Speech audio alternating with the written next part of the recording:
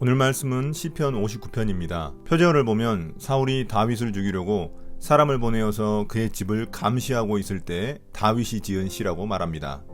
이 시는 그런 위협 가운데 하나님의 보호를 구하는 시입니다. 1절부터 5절은 하나님의 도우심을 구하는 기도입니다. 나의 하나님, 내 원수들에게서 나를 구원해 주시고 나를 치려고 일어서는 자들에게서 나를 지켜주십시오. 악을 지어내는 자들로부터 나를 구해주시고 피 흘리기 좋아하는 자들에게서 나를 건져주십시오. 그들이 내 목숨을 노리고 매복해 있습니다. 강한 자들이 나를 치려고 모여듭니다. 그러나 주님, 나에게 허물이 있는 것도 아니요 나에게 큰 죄가 있는 것도 아닙니다. 나에게는 아무런 잘못도 없으나 그들이 달려와서 싸울 준비를 합니다. 깨어나 살피시고 나를 도와주십시오. 주님은 만군의 하나님, 주 이스라엘의 하나님이십니다. 깨어나셔서 모든 나라를 차별 없이 심판하시고 사악한 꾀를 꾸미는 자들을 불쌍히 여기지 마십시오. 셀라. 시인 다윗은 자신의 대적을 내 원수들, 나를 치려고 일어서는 자들, 악을 지어내는 자들, 피 흘리기를 좋아하는 자들이라고 말합니다.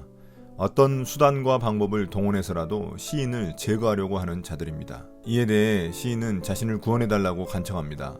그 이유를 3절부터 5절에서 설명합니다. 그들은 시인의 목숨을 노리고 매복까지 하는 자들입니다. 그들은 시인에 비해 강한 자들입니다. 시인에게는 아무런 허물도 죄도 잘못도 없는데 공격하려고 하기 때문입니다. 그래서 시인은 하나님께 깨어나셔서 그 원수들을 심판해달라고 기도합니다. 마치 주무시는 하나님을 깨우는 듯한 긴박성을 보여줍니다. 악인들은 의인들의 존재를 매우 싫어하고 핍박합니다. 왜냐하면 의인들의 삶이 그들의 악행을 더욱 선명하게 드러내기 때문입니다. 그러므로 선을 행하고도 핍박을 받는 것을 이상하게 여기지 말아야 합니다. 오히려 그것은 내가 하나님께 속하여 있다는 증거가 됩니다. 6절부터 8절은 원수들의 포악성과 오만을 말해줍니다. 그들은 저녁만 되면 돌아와서 개처럼 짖어대면서 성 안을 이리저리 쏘다닙니다. 그들은 입에 거품을 물고 입술에는 칼을 물고서 흥 누가 들으랴 하고 말합니다. 그러나 주님께서 그들을 보시고 비웃으시며 뭇 민족을 조롱하실 것입니다.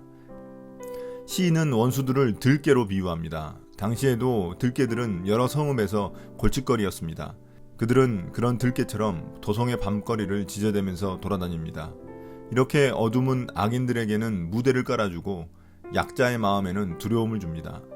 그들이 악을 토해내는 모습은 마치 거품을 물고 짖어대는 들깨 모습과 같습니다. 또한 오만한 모습으로 누가 들으랴고 비웃는 모습은 입에 칼을 문 것과 같습니다. 그들은 하나님을 무시하고 모욕하며 마음껏 악을 행합니다. 그러나 이런 오만한 모습에 오히려 하나님은 그들을 비웃으시며 그들을 조롱하십니다. 어둠은 결코 그들의 보호막이 될 수 없습니다. 밤일지라도 은밀한 곳일지라도 하나님의 눈을 피할 수는 없기 때문입니다. 아무도 보지 않는 곳에서 하나님을 경외할 수 있는 사람은 어느 누가 있어도 하나님을 경외할 수 있는 사람입니다. 9절부터 10절은 하나님을 향한 찬양입니다. 나의 힘이신 주님, 주님은 내가 피할 요새이시니 내가 주님만을 바라봅니다. 한결같은 사랑을 베푸시는 하나님께서 나를 영접하시려고 오실 것이니 하나님께서 내 원수가 망하는 꼴을 나에게 보여주실 것이다. 시인은 온 세상을 통치하시는 하나님의 주권을 믿기에 하나님을 피난처로 삼습니다. 악인들이 득세하여 위험천만하지만 그 가운데서도 시인은 하나님이 자신을 지켜주실 것이라 믿습니다. 또한 상황이 역전되어 결국 악인들이 심판받으리라 믿습니다. 주님은 시인에게 한결같은 사랑을 베푸시는 분이시기 때문입니다. 11절부터 13절은 억울한 사람에 대한 기도입니다. 내 백성이 그들을 잊을까 두려우니 그들을 아주 말살하지는 말아주십시오. 우리의 방패이신 주님, 주님의 능력으로 그들을 흔드시고 그들을 낮추어 주십시오. 죄가 그들의 입에 있고 그들의 입술에서 나오는 말은 모두 죄로 가득 찼습니다. 그들의 오만이 그들을 사로잡는 덫이 되게 해주십시오. 그들이 저주와 거짓말만 늘어놓고 있으니 주님의 진노로 그들을 멸하여 주십시오. 하나도 남김없이 멸하여 주십시오.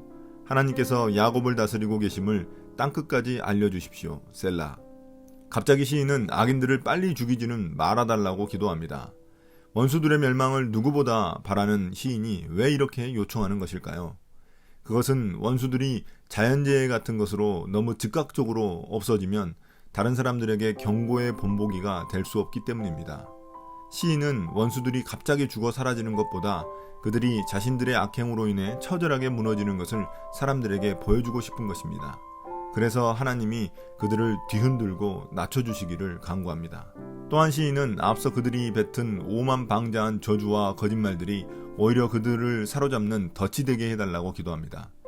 이제 시인은 악인들이 사람들에게 심판의 본보기가 된 후 하나님께서 그들을 완전히 제거해 주시기를 원합니다. 이를 통해 하나님이 온 세상을 다스리는 분이심을 드러내기를 원합니다. 14절 15절은 다시 악인들의 모습을 묘사합니다.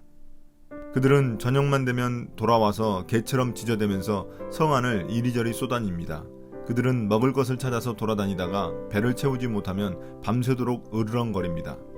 그들은 어둠이 찾아오는 저녁만 되면 개처럼 짖어대며 성 안에서 먹을 것을 찾아다닙니다. 그들은 마치 배를 채우지 못한 허기진 개처럼 밤새도록 으르렁거립니다. 여기서 먹잇감은 사회적 약자들입니다. 그들에게 악행을 지속적으로 저지르면서도 만족하지 못하는 완전히 악에 굶주린 자들입니다. 16절 17절에서 시인은 자신의 피난처 되시는 주님을 찬양합니다. 그러나 나는 나의 힘 되신 주님을 찬양하렵니다. 내가 재난을 당할 때에 주님은 나의 요새, 나의 피난처가 되어주시기에 아침마다 주님의 한결같은 사랑을 노래하렵니다. 나의 힘이신 주님, 내가 주님을 찬양하렵니다. 하나님은 내가 피할 요새, 나를 한결같이 사랑하시는 분. 아직도 배고픈 들깨처럼 원수들이 시인을 위협하고 있지만 시인은 오히려 담대하게 하나님을 찬양합니다. 하나님은 나의 힘이시며 나의 요새가 되시며 나의 피난처가 되신다고 고백합니다. 아침마다 하나님의 한결같은 사랑을 노래하겠다고 고백합니다. 수천 년 전 이 시편이 지어졌을 때에도 악인들은 많았는데 아직도 악인들이 많다는 사실에 절망감을 느낍니다. 사람은 죽고 계속 태어나고 사람의 본성은 바뀌지 않기 때문일 것입니다. 그러나 분명한 사실은 하나님이 자기 백성들을 악인들 가운데 살게 하셨다는 것입니다. 하나님은 우리가 선한 행실을 통해 하나님의 정의를 드러내고 악인들의 행위를 부끄럽게 하기 원하시기 때문입니다. 시인 다윗은 하나님만이 나의 힘이시며 나의 요새시며 나의 피난처가 되신다고 고백했습니다. 악한 세상 가운데 이러한 믿음의 고백이 우리의 고백이 되기를 원합니다. 오늘 묵상을 마치겠습니다. 감사합니다.